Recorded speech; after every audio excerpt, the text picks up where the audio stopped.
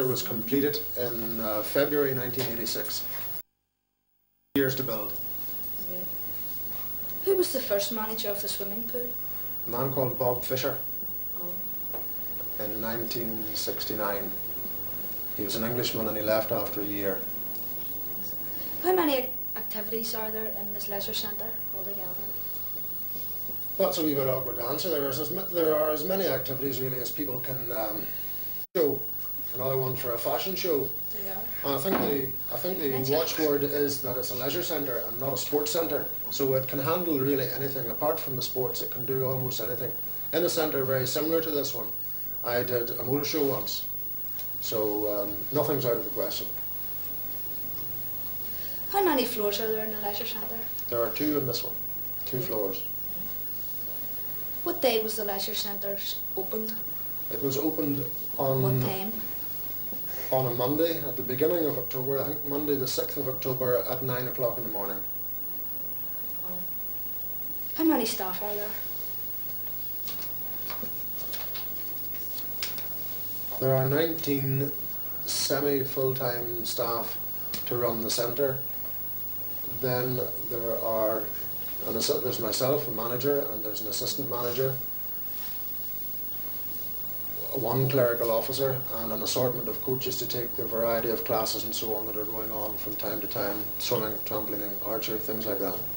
Where we have to bring specialist coaches in, our own staff can't cope with that.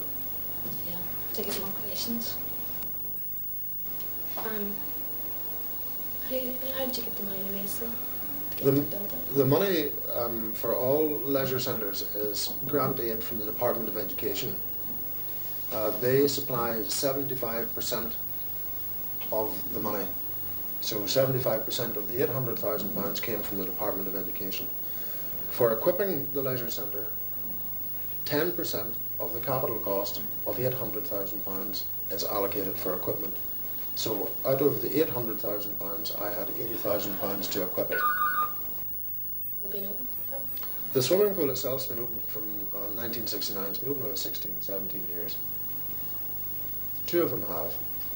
A third pool was built 6 years ago. That's the paddling pool at the end of this corridor here. So it's been built in 3 bits.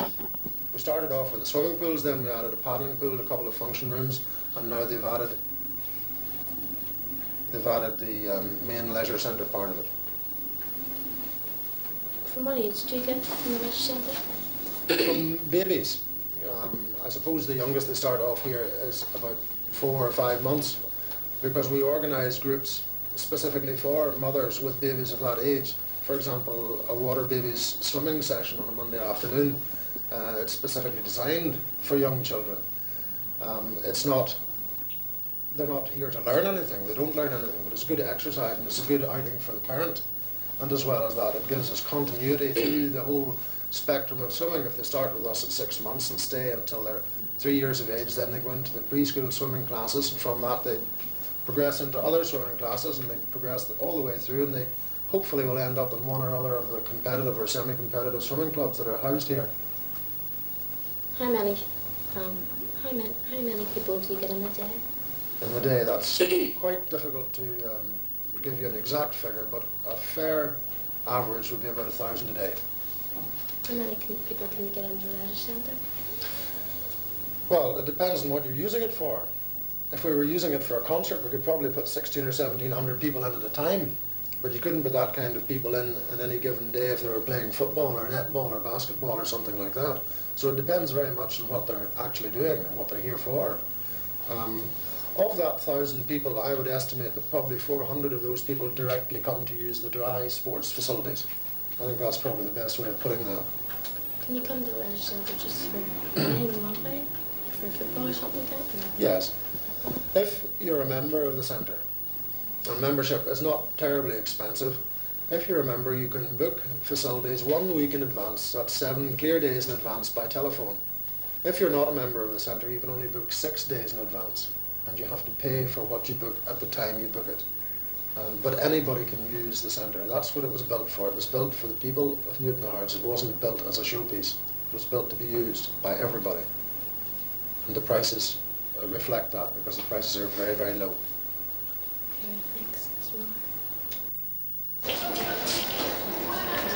this is part of the original building, which consisted basically of 2 swimming pools.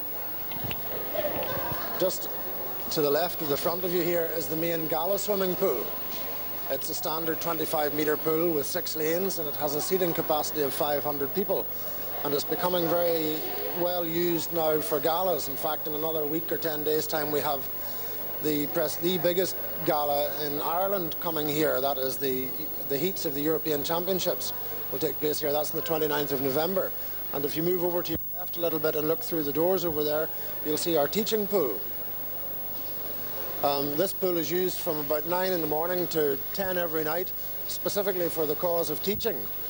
During the days for teaching schools, and in the evening for various swimming clubs and for our own lessons which we run here in the centre. The changing accommodation, there are 2 sets of changing accommodation in this area, one to service the big pool and one to service the teaching pool. Both are quite separate. It's one of the reasons the place is fairly popular, in that people who hire the teaching pool out can hire it solely for their own use. No one can see them. They can come in through a private entrance at the side, whereas the gala pool has a capacity of somewhere, the changing capacity that is, of somewhere in the region of 220 people. It's very uncommon to see the place crowded to an extent which we can't deal with. And that's about all there is to see in the gala pool.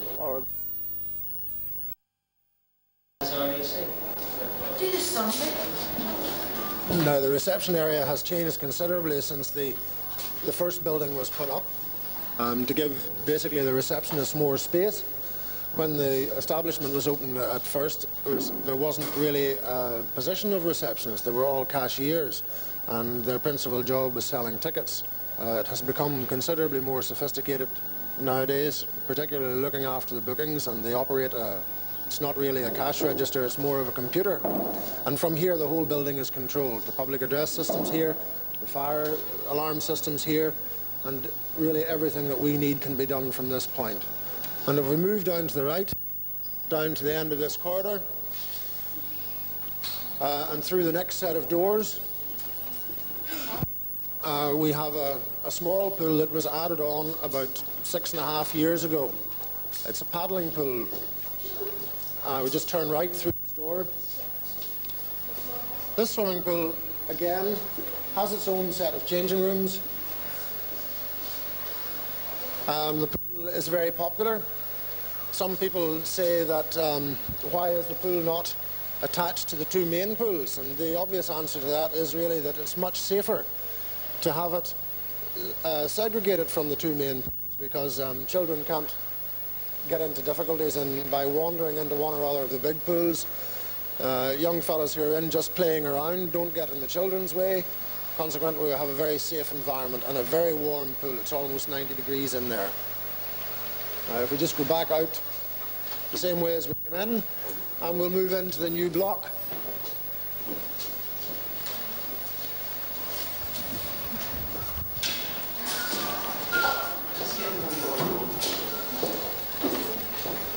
Now, there was a great deal of controversy over what way to do this. Originally, the idea was that they would have 2 separate buildings, one being the leisure centre and one being the swimming pool. And then as time went on, they decided to join the 2 together by a linking corridor, and that's this corridor that we're walking down at the moment. And I think you'll agree that it's by far the most sensible way to do it. Rather than have 2 buildings, it's much better to have it all housed under the one roof. Now, at this end of the corridor here, we have a separate entrance, which can be used if we have major events on.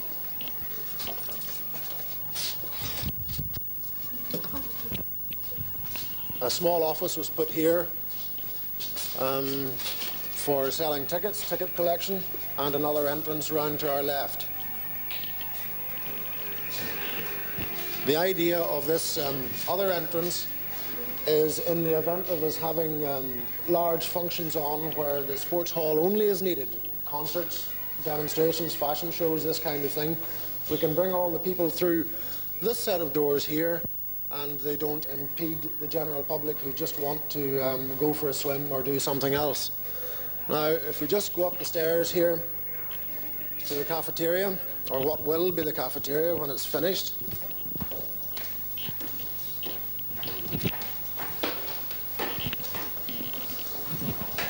Now, this area overlooks on one side the main sports hall and on the other side the main swimming pool. It's designed, probably cafeteria is the wrong word.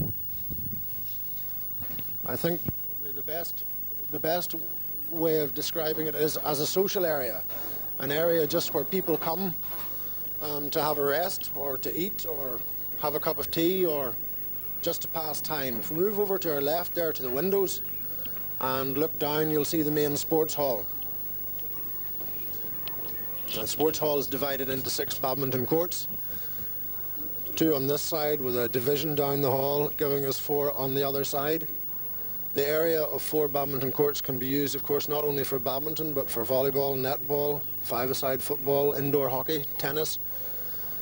The main division down the centre of the hall can be taken away, the whole hall cleared, and we can accommodate somewhere in the region of 1,600 people, some of them on tiered seating, which gives a great deal of versatility. The lighting is quite good. The natural light at the moment, there are no artificial lights on, and the lighting level is very good. And at night it's also very good from very strong lights. Over on the other side of the cafeteria, you're looking down into the gala pool.